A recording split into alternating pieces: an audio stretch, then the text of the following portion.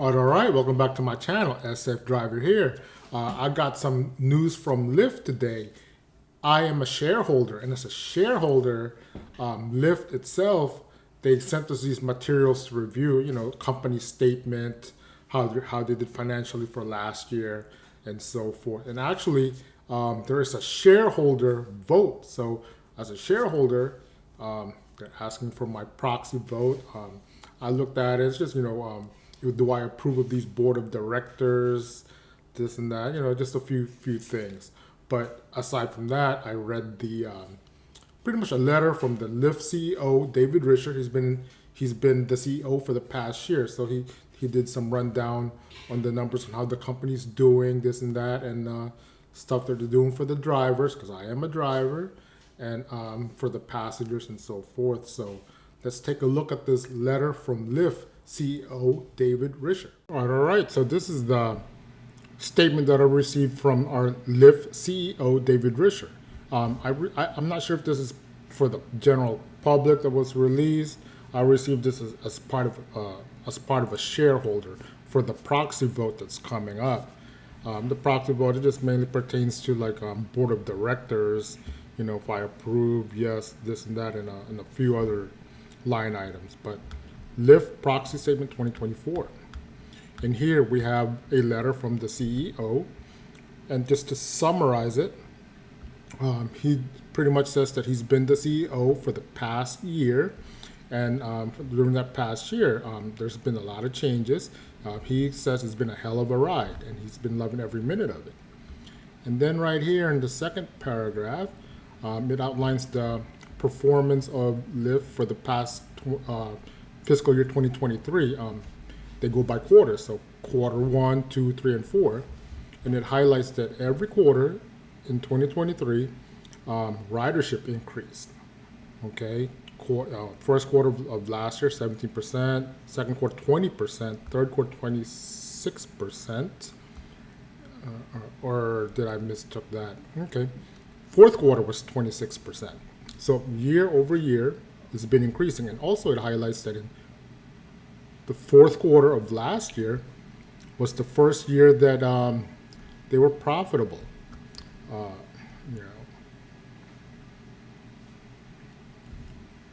Rider volume, blah, blah, blah.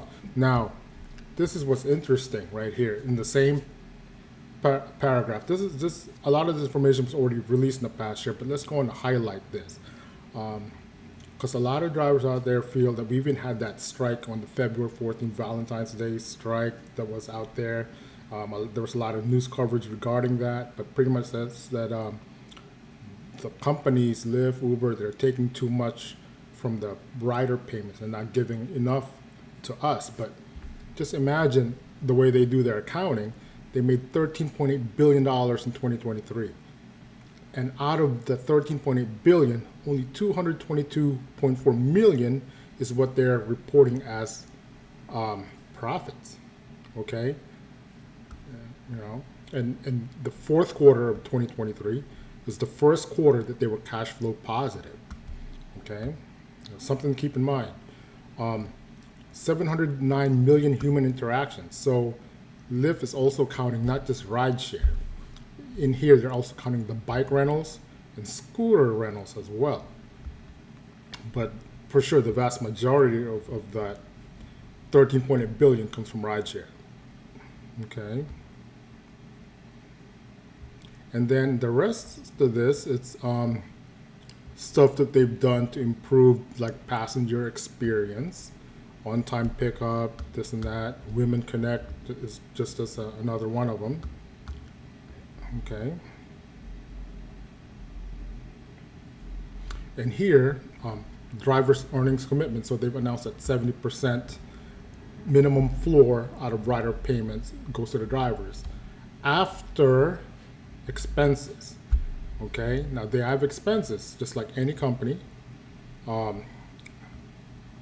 However, that 70% floor, sometimes there's these bonuses that Lyft gives out, like challenges and so forth.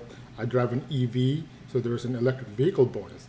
So the EV bonus goes on top of the 70%. So always in the 90+%. You go through your app, you turn that on, you scroll through there. For this past week, you earned 65% or whatever. I'm in the 90s because of the bonuses. Now, there were times where I didn't reach those bonuses because I didn't work enough, I was out of town, or maybe focused on Uber. And in some instances, I made less than 70%. I did see that increase to get me to 70%. Okay. I mean, these, I would say they're more transparent compared to what I've seen from Uber as far as driver pay, what they publish, and even in the app, we definitely see more transparency in the app on our earnings from Lyft compared to Uber. And they pull these from social media. Some of the drivers are saying that it's positive. Let's put it that way.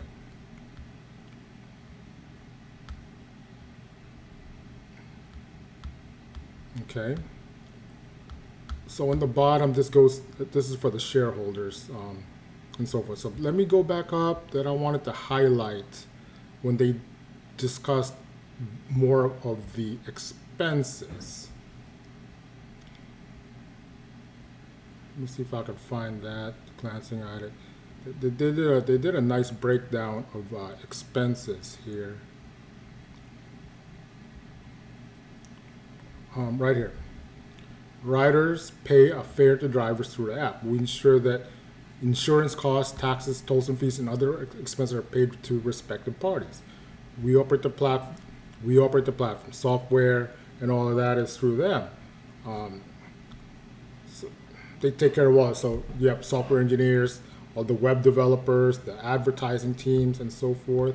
Those are all expenses that Lyft has to cover. And insurance, that's a big deal, insurance. And to help offset those costs, we keep about 9 cents of every dollar a rider pays. So that's what it's at, 9 cents.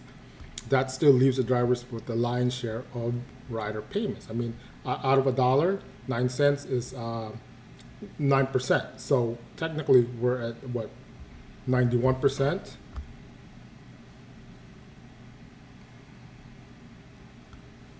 Still after expenses and fees, more than that a little bit. Okay. All right. So let's wrap this up. So all in all, it goes. There's positive outlook in the performance. Now, the first quarter of 2024 has ended March 31, so it's already May 1. So I'm sure we're going to hear about their first quarter earnings reports fairly soon, and when that happens, I'll let you guys know.